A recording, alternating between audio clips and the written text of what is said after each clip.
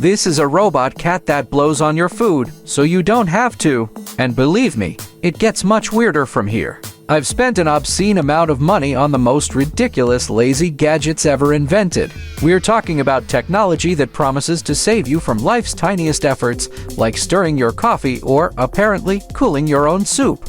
From a cat that cools your tea to a self-balancing couch tray that costs as much as a small piece of furniture, I bought them all. Welcome back to Tech Byte. Today, we're going to find out if any of these bizarre creations are actually helpful, or if they're just over-engineered, overpriced, glorified paperweights. We'll be rating each one on my highly scientific laziness score, ranging from actually genius to why does this exist? Let's get into it. Section 1, Gadget Number 1, the Nico Fufu Robotic Cat. First up, the star of the show, the gadget that sent me down this entire rabbit hole, the Nico Fufu Robotic Cat. This little thing made a huge splash at CES 2025. Its name comes from the Japanese term enkojita, or cat tongue, which is for people who are sensitive to hot food. And fufu is literally the sound of blowing. So, it's a cat for people with cat tongue that goes fufu. Makes sense. This little gadget is expected to be released in Japan in mid-2025 for about $25. The creator says the idea came to him when he felt breathless and dizzy from cooling down baby food for his son. A noble cause, I guess. So, here it is. It's small, made of silicone, and has these tiny paws designed to hook onto the side of a mug or bowl. You tap its tail to turn it on. Inside, there's a fan powered by a fooing system, a special algorithm that's supposed to mimic human breath by randomizing its blowing strength and rhythm. It even has modes like I've got this, for full power, and a gentler not gonna spill mode. Let's put it to the test. I have here a cup of tea that is roughly the temperature of the sun's surface. Let's get a read on it. 90 degrees Celsius. Way too hot. Now, we deploy the cat. I'll just clip it on the side here, and it's blowing. It's a very faint, almost apologetic little breeze coming from its tiny mouth. According to the marketing, it should cool a drink down significantly in just 3 minutes. So, we'll give it 5, just to be generous. 5 minutes lateral right, moment of truth. The Nico Fufu has been diligently puffing away. Let's check the temperature again, and it's 86 degrees. A 4-degree drop. In 5 minutes. I'm pretty sure if I had just waited 3 minutes, it would have cooled down more on its own. On top of that, you have to keep it charged just to get this level of performance. The verdict for the laziness score, the Nico Fufu gets a definitive. Why does this exist? It is an astonishingly well-engineered solution to a problem that doesn't exist. It takes more effort to charge it, set it up, and clean it than it does to just blow. Or, wait a minute.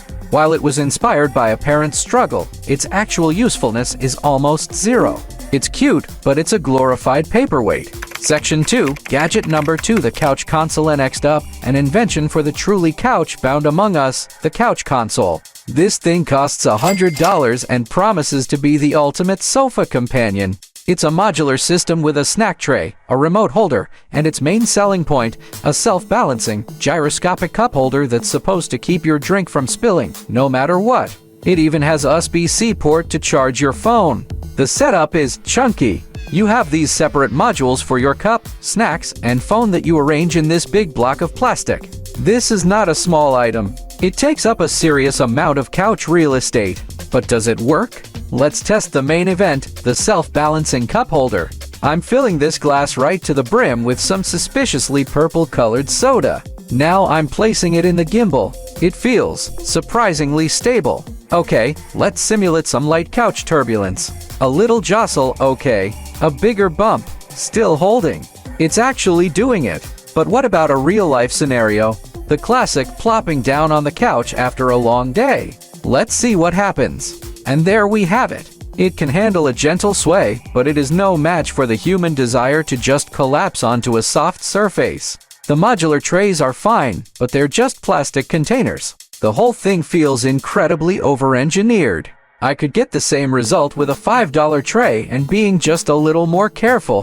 The verdict on the laziness score, the couch console gets an over-engineered mess. It's a clever piece of physics, I'll give it that. But for $100, it's a bulky, clunky gadget that offers very little real-world convenience. It's a solution looking for a problem, and it doesn't even solve that problem all that well. Alright, if you're enjoying watching me waste my money so you don't have to, do me a solid and hit that subscribe button. It's free, and it makes me feel a little better about my questionable life choices. We're about to test a robot that literally irons your clothes for you, and trust me, you are not going to want to miss how that turns out. Section 3, Gadget number 3, the Shirt Butler Ironing Robot. This is the Klarstein Shirt Butler, an automatic drying and ironing machine. The concept is both genius and terrifying. Instead of you moving an iron over a shirt, this machine inflates a balloon body inside your shirt and blasts it with hot air. It uses something called hot air tension technology to dry the fabric and push the wrinkles out. It claims to be the long-awaited solution for modern households, good for everything from t-shirts to blouses. I have here one very wrinkly, damp shirt, straight from the washer. First, you have to dress the mannequin. This already feels deeply awkward. You pull the shirt over the balloon body, clip it at the bottom, and make sure the arms are straight. It looks like a scarecrow getting ready for a job interview. Now, we turn it on. It has a timer you can set for up to 180 minutes and a 1 to 50 watt heater. Whoa! Okay, it's inflating. The shirt is now a puffy, Michelin Man version of its former self. Hot air is pouring out of it. The sound is noticeable. It's like a hairdryer and a vacuum cleaner had a very angry baby. The promise is that in just a few minutes, this will be a dry, wrinkle-free shirt. Let's give it the recommended 10 minutes. 10 minutes Laterth cycles finished. The balloon has deflated, leaving the shirt hanging there limply. Let's take it off and see how it did. Well, it's dry. I will give it that. But is it ironed? Not really. The big, flat areas are smoother, but the collar is still a mess, the cuffs are wrinkled, and there are new, weird creases where the clips were. It looks like a shirt that lost a fight with a hot air balloon. When you compare this to the 30 seconds it would take to fix these spots with a real iron, this feels incredibly inefficient. The verdict, the Shirt Butler gets a laziness score of ambitious failure. I love the ambition. I really hate ironing. I wanted this to be the future, but the execution just isn't there. It's a two-in-one system that does both jobs, drying and ironing, pretty poorly. It's a fascinating, bizarre machine, but it's not replacing your iron anytime soon. Section 4, Gadget number 4, the Posha Cooking Robot. So far, we've tested gadgets that are absurd, over-engineered, and mostly useless. But I wanted to see what happens when lazy tech is actually done right. This is the Posha Cooking Robot, and it is in a completely different league. This isn't a $30 novelty. It's a serious countertop appliance with a serious price tag, somewhere around $1,500 to $1,750. It claims to be your family's private chef. You select one of over 1,000 recipes on its screen, put your pre-chopped ingredients into designated containers, and hit start. From there, the robot takes over completely. It uses a built-in camera and AI-powered computer vision to monitor the food.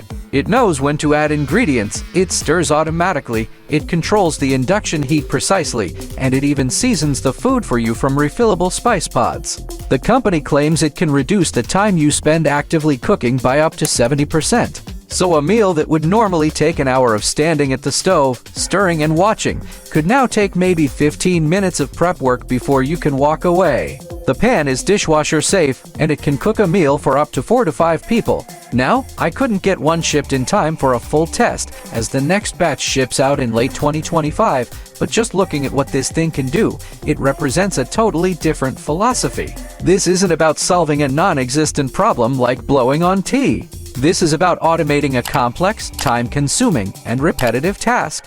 The verdict, while the other gadgets get a score, the Posha gets a whole new category, actually genius. This is what peak lazy tech should be. It's not about avoiding a 10-second task, it's about getting back an hour of your day. It's a genuinely helpful use of robotics and AI that could make a real difference for busy families or people who just hate cooking. It's the dream the other gadgets are fumbling to achieve.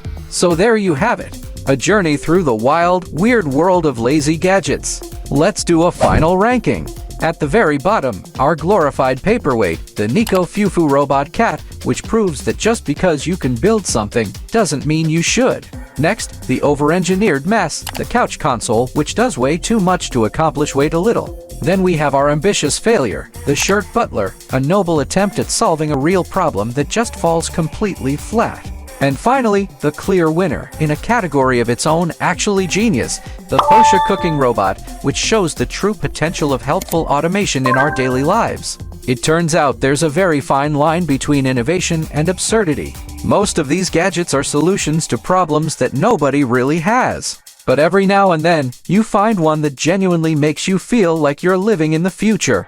Which of these gadgets would you actually use? Or is there an even crazier, lazier gadget out there you think I should test next? Let me know down in the comments. Thanks for watching.